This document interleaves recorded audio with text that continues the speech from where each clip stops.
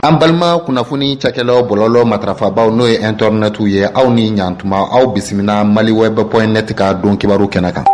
Ani radio joliba lamɛnbaaw an b'aw bɛɛ lajɛlen bisimila an ka kunnafoni gafew olu lakali kɛnɛ ka gafe minnu bɛ bɔ don o don ka tantɛnɛ fo ka se jumadonya ma. Ni waati mana se ka ban bi ni kɛnɛ ka gafe ninnu kolu kɔnɔ kuma lakale a bɛ se ka faamuya sɔrɔ jamana kunnafoni la cogo min na a bɛ lakale bamanankan de la sabu jama fanba o bɛ bamanankan mɛn a kun de walasa kunnafoni a ka se a seyɔrɔ la o la an filɛbaw ani lamɛnbaw an b'aw bisimila kunnafoni gafe olu lakali kɛnɛ kan min ye bi ntɛnɛndonya septembre kalo tile 6 san 2021 an bɛ bɛɛ fo ka bɛɛ lajɛlen waleɲuman dɔn an tɛ ɲinɛ segukaw kɔ u b'an filɛ sanga ani waati bɛɛ lajɛlen an tɛ ɲinɛ min bɛ tali kɛ kulukorokaw u b'an wele kuma bɛɛ k'u b'an filɛ an bɛ foli di bɛɛ lajɛlen ma k'u ni ɲankuma nin waati in na kunnafoni gafew la bakurunbaw dɔ bɛ tali kɛ ka jira k'a fɔ min ye CEDEAO n'o ye farafinna tilebiyanfan olu bɛ ɲɔgɔn sɔrɔ jɛkuluba min kɔnɔna la olu ka ciden kɛrɛnkɛrɛnnen o nana Mali la yan kunungo kari dɔwɛrɛ tɛ ko kana lajɛ cɛmancɛ fanga halisa a bɛ taabolo min kan ka o lajɛ ko nka CEDEAO ka ciden ka nani min filɛ nin ye a bɛ bɛn ni waati ye samasamani bɛ jamana faamaw ni politiki ɲɛmaw ni ɲɔgɔn cɛ o bɛ tali kɛ a bɛ n'a fɔ ko woso kalaman yɛrɛ de bɛ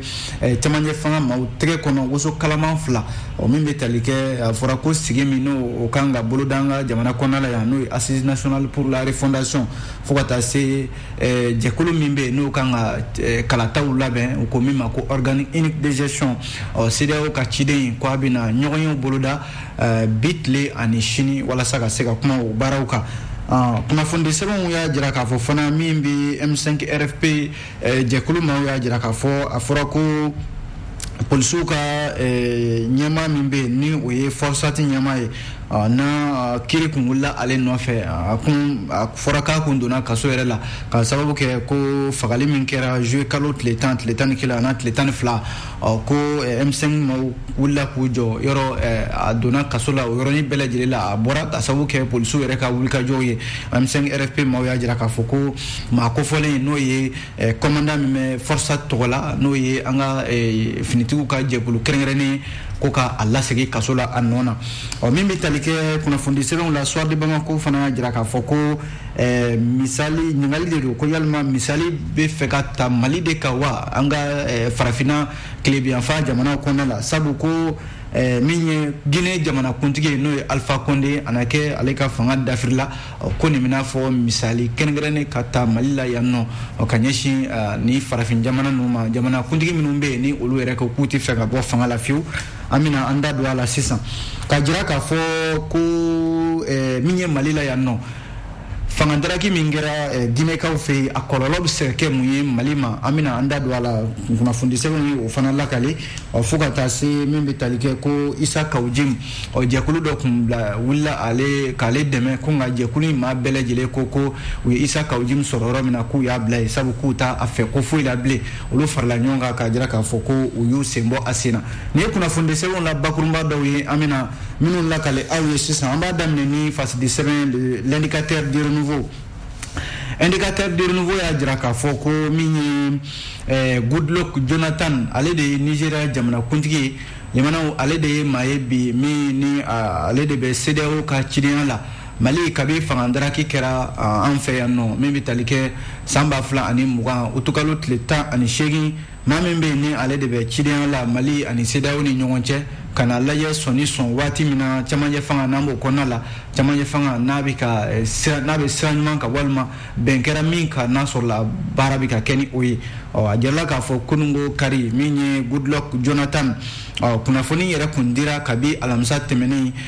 jɛkulu fɛ n'o ye comité local de suivi de la transition ye o min ye jɛkulu sigilen Mali kɔnɔna la yan min ɲɛsinnen don cɛmancɛ fanga kɔlɔsili ma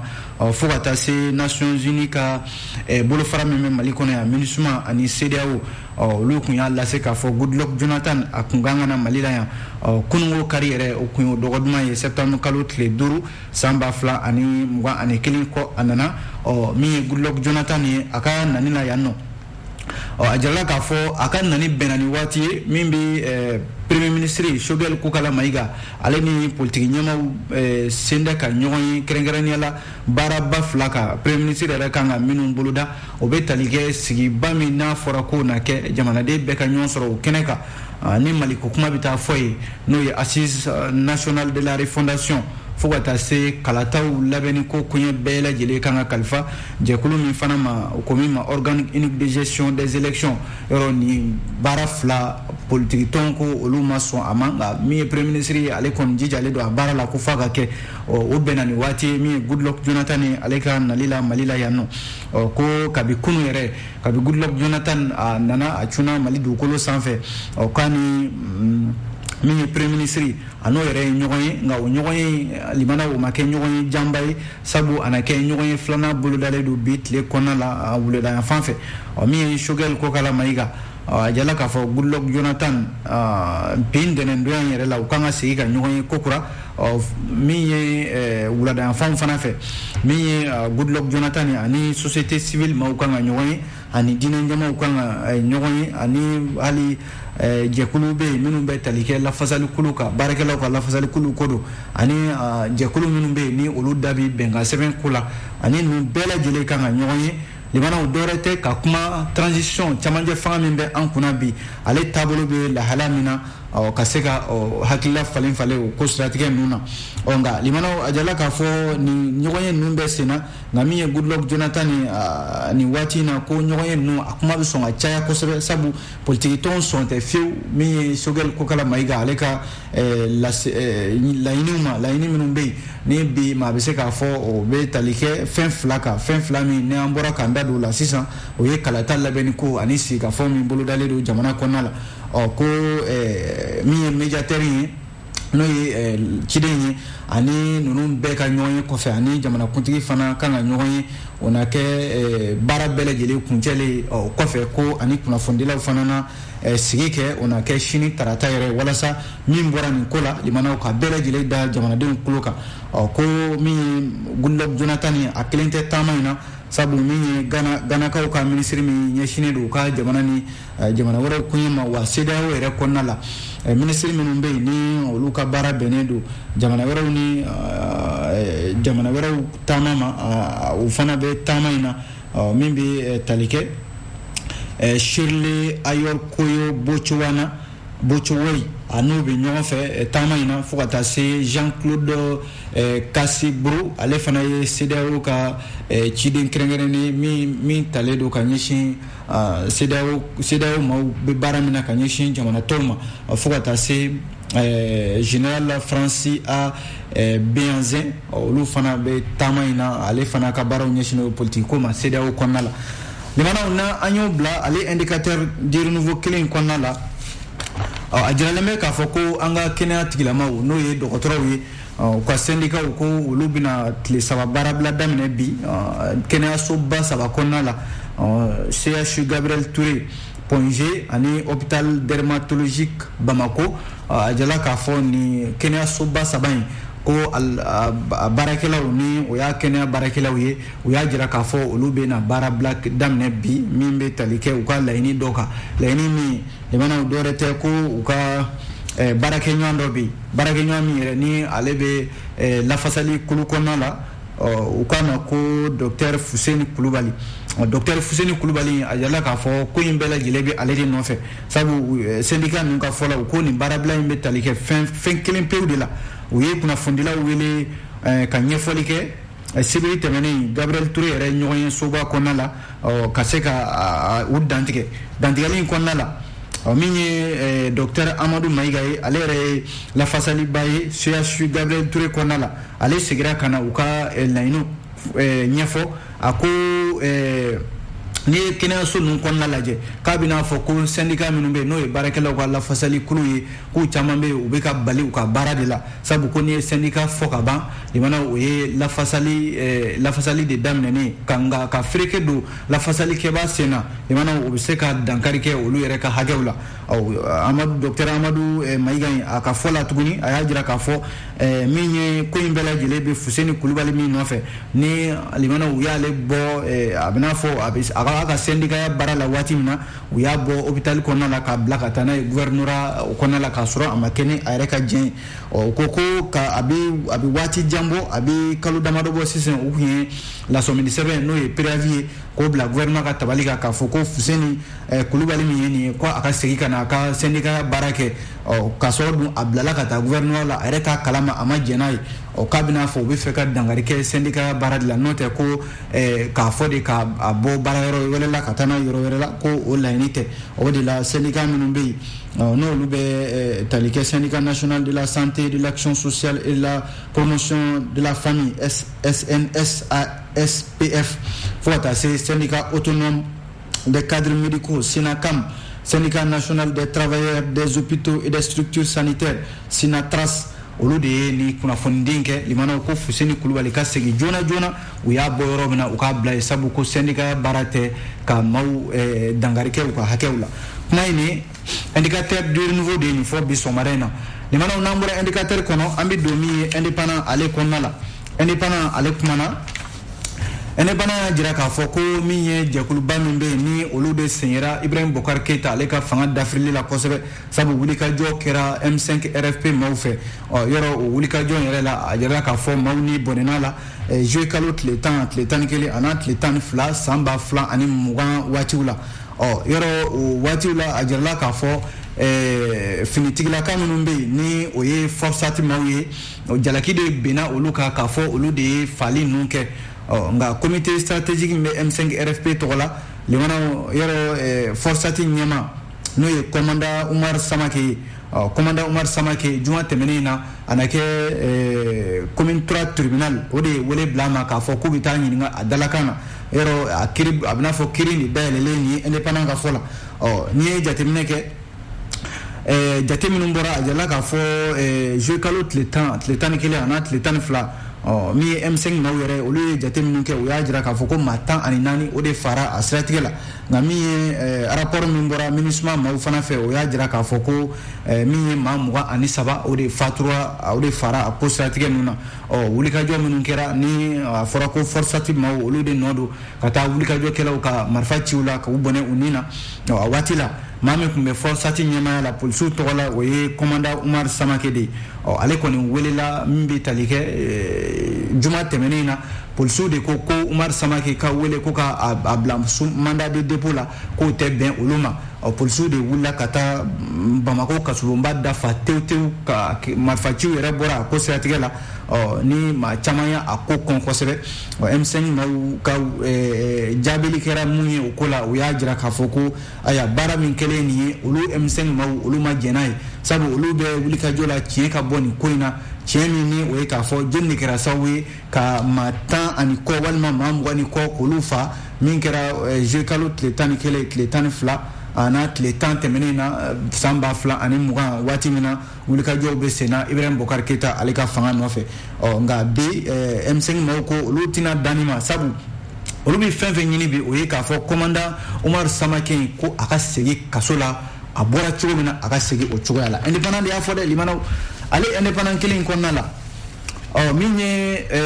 a jarala k'a fɔ ko cour d'assises min bɛ sen na sisan Bamako cour d'assises yɔrɔ san kɔnɔna la kiribulon min bɛ yen n'a bɛ to ka sigi an ka jamana kɔnɔna la yan u k'a ma ko cour d'assises ale session filanan a tago filanan a jarala k'a fɔ ko min ye cɛ dɔ ye u k'a ma Idrissa Khalid Ould Dina limanaw ko ale ɲangina a si kaso o la cour d'assises ka ɲangini min ye nin ye a jarala k'a fɔ a tun bɛ ministère public ani Idrissa Khalid Ould Dina ko jalaki min binna kan o ye k'a fɔ ka suyɛnni ani fagali assassinat et vol qualifié limanaw o de ɲangini dara a kan indépendant ka fɔ la ko waleya in nana cogo min na kunnafoni y'a jira cogo min na o ye k'a fɔ octobre kalo dɔ tile 26 san 2019 nɛgɛ kanɲɛ 20 waatiw la o tɛmɛnen yɛrɛ sanga 30 nin kɛra Tɔnbukutu mara de kɔnɔna la min bɛ tali kɛ Idrissa Khalid Ould Dina ani a tɔɲɔgɔnkɛ dɔ Abdallah Ould Umar ni maa fila in ko brigade de recherche min filɛ nin Tɔnbukutu mara la gendarmerie tɔgɔ la k'u ye tɛgɛ kɛ ni maa fila in na n'i ye jateminɛ kɛ a kɛra restaurant dɔ de da la restaurant min n'u k'a ma ko Lasi sigida minnu kama ko Sara Keina Tombouctou mara kɔnɔna la indépendant ka fɔ la limanaw jalaki min bina ninnu kan an y'a fɔ ten o ye de mɔgɔ faga ani suɲɛni yɛrɛ min bɛ tali kɛ Mohamed Traoré tɔgɔ dɔ u ye o de bɔnɛ a nin na ani Mamadou I Gindo a kɛra Arsham o bɛ n'a fɔ o fana ye min bɛ tali ni a bɛ n'a fɔ cɛ fila in u bɛɛ lajɛlen tun ye finitigiw ye armée kɔnɔna la ni jateminɛ kɛ min ye Agbe Mohamed Ahmed o fana ka fagali kɛra septembre kalo tile 8 san 2019 o kɛra Abaraju fo ka taa se Mahamadou Diallo tɔgɔ dɔ fana n'u k'a ma ko Michelin u ye dangari kɛ o fana ka hadamadenya la Tombouctou mara kelen kɔnɔna la kunnafoni kelen y'a jira k'a fɔ ni cɛ fila in n'o ye Idrissa Khalid Ould Dina ani Abdallah Ould Umar ko hali suɲɛni wale u yɛrɛ o fana na Toyota dɔ n'o ye Toyota blindé dɔ ye o bɛ programme alimentaire mondial olu ka Toyota dɔ k'u y'o suɲɛ juin kalo tile 23 san 2019 Tombouctou mara kelen kɔnɔna na ko u ye mobili dɔ fana suɲɛ n'o ye Hyundai dɔ ye limana o ye Musa Mayiga tɔgɔ dɔ fana ta ye o kɛra juin kalo tile 5 san 2019 kelen na Kore Kataw o marabolo kɔnɔna la ko cɛ fila in de ka kiiri tigɛra min bɛ tali kɛ sibiri tɛmɛnen cour d'assises fɛ limanaw ko dɔwɛrɛ ma jalaki wɛrɛ ma bila u kan o de ye si kaso ye o de bilala u kan ale fasi 17 kelen indépendant kɔnɔna la limanaw yɔrɔ nin waati in na an ka seko n'an ka dɔn ko dɔnkilidala min bɛ yen n'u k'a ma ko Derkeb ana kɛ limanaw ko ani maa dɔw kun minɛna ɲɔgɔn fɛ ana kɛ dɔw bilala kunnafoni y'a jira ka kunnafoni yɛrɛ bɔra ka bi kunungo wulada yan fan fɛ k'a fɔ ko min ye kunnafonidila min n'u k'a ma ko Aziz Mayiga ani Alfuseni Touré fo ka taa se Bacina Mayiga ko olu bilala ka bɔ Bamancima ninnu tɛgɛ kɔnɔ nka kunnafoni kelenw y'a jira k'a fɔ ko min ye dɔnkilidala yɛrɛ n'o ye Amadou Kebe n'u k'a ma ko Derkeb fo ka taa se Bakozi Kulubali ninnu maa fila yɔrɔ ninnu tunna ka bɛ jouer kalo tile 29 san 2021 tɛmɛnen Tombouctou mara kɔnɔna la Gurumara olu kɔni bɛ Bamancimaw bolo ko nka ko sigikafɔ bɛ sen na a bɛ n'a fɔ bɛnɲɔgɔnyaw bɛ ka sira ta walasa maa minnu b'u bolo kɔnɔ halisa olu bɛ se ka bila ka bɔ yen cogo min na kunnafoni filɛ nin ye an ye nin bɔ indépendant de kɔnɔ limanaw n'an bɔra indépendant kɔnɔ an bɛ don min ye le soir de Bamako kɔnɔna la soir de Bamako ale kumana soir de Bamako kumana limanaw a y'a jira k'a fɔ nin waati in na ko min bɛ tali kɛ misali a bɛ n'a fɔ misali de bɛ fɛ ka ta Mali ka farafinna tilebiyanfan jamanaw kɔnɔna la sabu fanga daraki min kɛra an fɛ yan nɔ k'a ni min kɛra Laginɛ kunungo kari limanaw k'a bɛ n'a fɔ a bɛɛ lajɛlen n'i y'a suma ɲɔgɔn ma a bɛɛ ye kelen ye misali min ye nin ye ni ɲininkali don k'a bɛ n'a fɔ maaw bɛ fɛ k'u sanga Mali de ma wa k'u ka fanga darakiw kɛ jamanakuntigi b'a ka jamanakuntigiya la ka taa a ta yoyi ka fanga k'o daraki ka bɔ a bolo min kɛra kunu Laginɛkaw fɛ yen nɔ comité national pour le rassemblement et le développement n'u k'a ma ko CNRD nin ye finitigi jɛkulu ye min ɲɛmaya bɛ colonel Mamadi Doumbouya de bolo ale ye commandant du groupement des forces spéciales o ɲɛmaaba ye limanaw a yɛrɛ ka fɔ la a ko olu filɛ nin ka min ye Alpha Condé a ka fanga daraki ka bɔ a bolo ka sababu kɛ ko jamana maracogo juguya o de bɛ sen na ani a bɛntan ni politiki tɔn ni ɲɔgɔn cɛ a ka jamana kɔnɔ k'u tɛ se ka jamana to yen o cogoya la fiyewu ka jamana to Alpha Condé bolo limanaw jamana ka se ka bila nin dingɛ in kɔnɔna la ko maa de bɛ i yɛrɛ ɲininka Nouvelle Horizon ka fɔ la n'a sɔrɔla ko min kɛra Mali la yan don tɛmɛnenw la n'a sɔrɔla o de bɛ ka galabu don jamana wɛrɛw la kɛrɛnkɛrɛnnenya la farafinna tilebiyanfan jamanaw u ka se ka galabu sɔrɔ limanaw ka nin baara ninnu kɛ u ka jamana kɔnɔna la yɔrɔ min kɛra Laginɛ ani Mali ta n'i y'a da ɲɔgɔn ma limanaw a bɛɛ lajɛlen ye fɛn kelen de sabu laɲini kelen de b'u bɛɛ lajɛlen bolo minnu ye fanga daraki o ye k'a fɔ jamana maracogo juguya o man ɲi n'i ye jateminɛ kɛ u ka télévision ba sanfɛ min ye colonel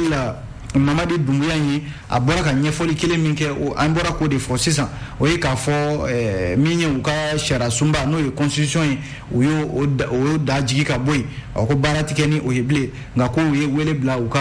jamana kolatigɛ cakɛdabaw bɛɛ lajɛlen ma olu ka se ka tɛmɛ n'u ka baaraw ye hali u tɔɲa finitigi minnu bɛ yen nɔ olu ka tɛmɛ n'u ka baaraw ye min ye colonel ye a y'a jira k'a fɔ professeur Alpha Condé kɔni b'olu bolo foyi t'a nin kun na wa k'a fɔ de ko dangarikɛra ka hadamadenya la damakara ka hadamadenya la a bɛ olu bolo nin waati ninnu na n'i ye jateminɛ kɛ limanaw k'a bɛna fɔ nin waliya kelen farafinna tilebiyanfan ɲininkali de kɛlen don n'a sɔrɔla Mali ta n'a sɔrɔla o de bɛ senna farafinna tilebiyanfanw wa ɲininkali yɛrɛ kɛlen don Suwadu Bamako fɛ n'a sɔrɔla jamana jumɛn de bɛ yen n'a sɔrɔla o fana bɛna i sen da ni jamana fila in olu sen da ɲɔgɔn na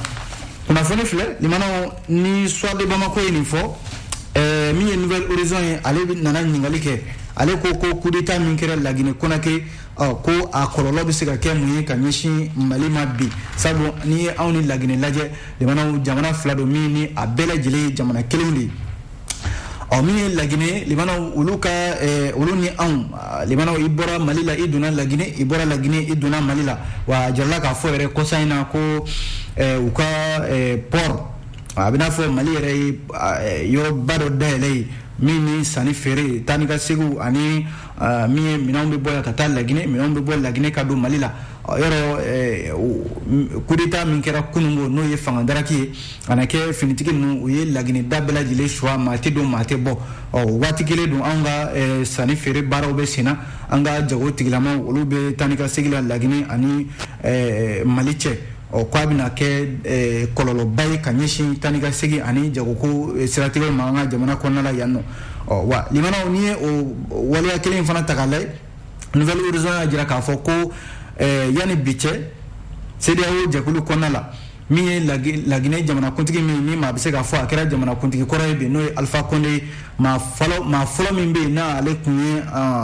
fangadaraki min kɛra Mali kɔnɔna la yan nɔ yɔrɔ wulikajɔw kɛra jamanakuntigi kɔrɔ Ibrahim Boubacar Keïta ale ka fanga nɔfɛ maa fɔlɔ min bɛ yen n'ale ko n'a kun ye jalaki yɛrɛ bɛ M5 RFP maaw ka o ɲɛmaaw k'a f'u ɲɛna ko u bɛ ka Mali jamana u bɛ ka basigibaliya don a kɔnɔna la k'o ye Alpha Condé kelen ye yɔrɔ ale b'a ka fanga tago sabanan na n'o ye 3e mandat ye a na kɛ a jatigɛlen kun don sabu ko min bɛ e sigiɲɔgɔn ka bugu la limanaw n'i ma wuli k'i jɔ a ko laban a bɛ e yɛrɛ sɔrɔ wa o ko kelen o de filɛ nin ka Alpha Condé sɔrɔ sabu finitigi kelenw de wulila limanaw ka taa ta yɔyi ka bɔ fanga la o de sabu a y'a dɔn k'a fɔ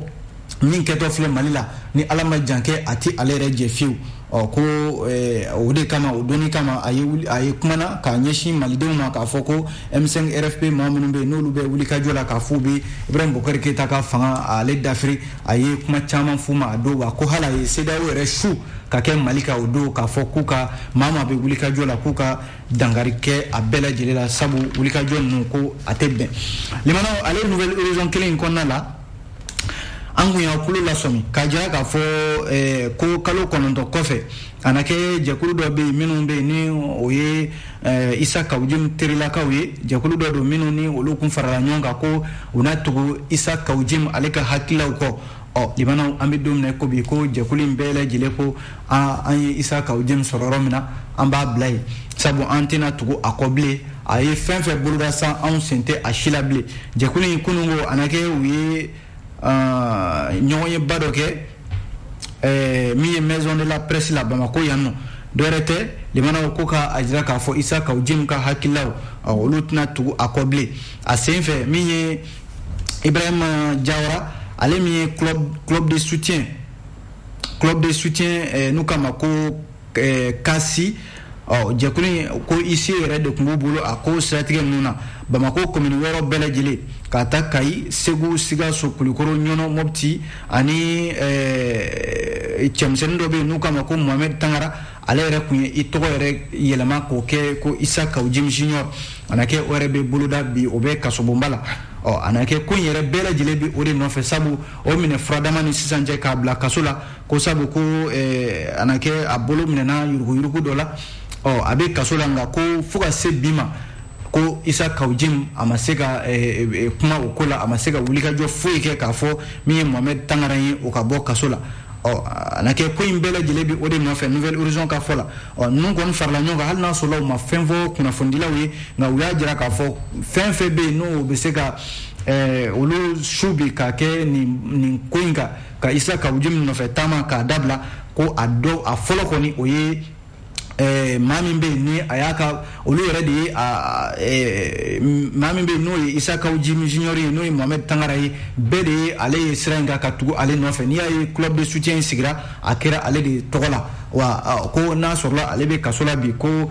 isa ka ujim ma se ka foi ke o kola ka sira olu ye wulika jo mi ke isa ka ujim no fe uka bo an no fe sabu ko anake ni bi tugu ma no fe ni ima nafa sura akola ika ireta maini ani ni mbo nouvelle horizon de kono bisomarena limana au bonya be ala ambi fasiri kunchani fasiri de sebemi oui les échos wele écho kumana limana ambi kuna fone kunchani no itela yarela kajira ka fo ko polisu wulika jo baminke Bamako ya no ni ma chama be tafo akola maliden chama de be minu ni olu ko konkosebe polisu minu be ni utarake ka Bamako ka sobomba dafa tew juma temene septembre kalot le samba flani mo anikele ko uka u tere mimbe na nake ale kundona kasola ko ka ale bo kasola jona ko aye Bamako ka chama bla libana ka ire nyinga na so la polisu olu de be sharia sanfe minye eko konala na chama yi ka hakilla fo Alassane Maïga ale comptable parc national la ale ko polisu ni waliya min keni libana ko manyu mankere uyi min keni amanye sabu ko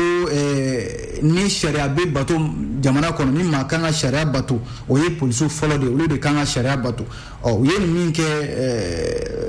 limana ko amanye sabu fendo na be seka mawere shu limana ka ke jamana sharia bato baliaka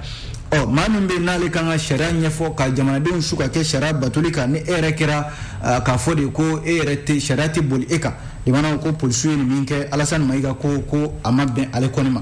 mi Jahara Haidara ale secrétaire ale be sengela fien bola ako b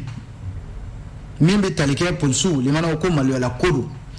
kodo ko sebe kanyeshi polisu ma jamana de bela jele maliola soroni koina na fara ko finitigi minumbe ni ma shite sera sanfe nga olu de takera limana marfa bu bolo ubisega fembe ke femin kadi ubisega ke sabu taraminke Bamako kasubumba dala limana fo marfa chiu ere bora akola yoro bolo langulo ani marfa tigi koni kumate olu ni nyonche ko abena fo ye marma fond de ke uka la fasali kunga syndicat seka ke limana ka marfata katafo ibita inyo wana were bo sharia bolo mi sahali sako ale sudare ale ko chinyara la nia ale nyininga polisu ko uyiminke ko anyana oye sahali sako ka kumai ako polisu yiminke ko anyana sabu ko uyuka bara de ke wa uyi tamami yere ke ko anyana ko muna sharia tigilamaw be forsati nyama ka o mine ka todo kasola kasola dun dossier konna la ko akelente forsati nyama membe polisi konna la ko na fora ko mabe mine ale kelimanga mine mama be ko edabala sharia tigilamaw kan wuli ka bela jile de nyini ka be bla kasola walma ko bela jile nyini nga udala kana ukara sahali sako ale sudari ale ka kumala mi Salimata Touré ale jawkelay ale ko jamana famaw lebana jamana famaw tika ujo rola ni ay jamana be ni lumbu lamba ina be fenge min kadi yebi ko abina fo jamana famaw yere ma ujo rola note ni fanga lebana ni fanga ko abla ikanga abla de ni fanga ko ata ikanga ata ako hali mi overtem journal mi to ka bo 20h wati so tamakalu tle nani temenina ko abina fo finitigo yere anake wiyere boraka ko konkosebe sabu ya don ka fo uye jalaki ke limana Cheikh Amala Touré ale fana fasodin aya jira ka fo ko ale kun sigile do nini wulika joye polisu fanfela la sabu ko ale re ka fola ko Bamako ka sobomba limana be la jele sigibena ka fo minu bara minu kera waliya minu kera fali minu kera jouer kalot le temps kele ana le temps fla ko zone sigimeni wele dai n'a fɔra ko ninnu minɛna nin cogoya la u ka ɲɛma n'o ye forçati ɲɛma ye ka taa n'a ye kaso la ko polisiw ka nin wulikajɔ in k'an ma bali ale la ko nka jamana faamaw de kan ka kiiri ka fanga don a la walasa dɔ kana fisaya dɔ ye sariya ɲɛkɔrɔ limanaw eko de y'a fɔ dɛ an bɛ kunnafoni bila nin kan yan k'aw bɛɛ lajɛlen fo k'aw waleɲuman dɔn ni ala sɔnna sini gafe kuraw bɛ bɔ an bɛ kɛnɛ kan k'o lakali aw ye yanni o cɛ an b'a fɔ ala ka diɲɛ waati wɛrɛ yira an na. aw tulo garisɛgɛ kɛra kunnafoni la kumaba minnu ye maliweb.net sanfɛla la o de ye nin ye ni ala ma an ka jɔnya jɔn an na a kan an bɛɛ kunnafoni wɛrɛw kɛnɛ kan.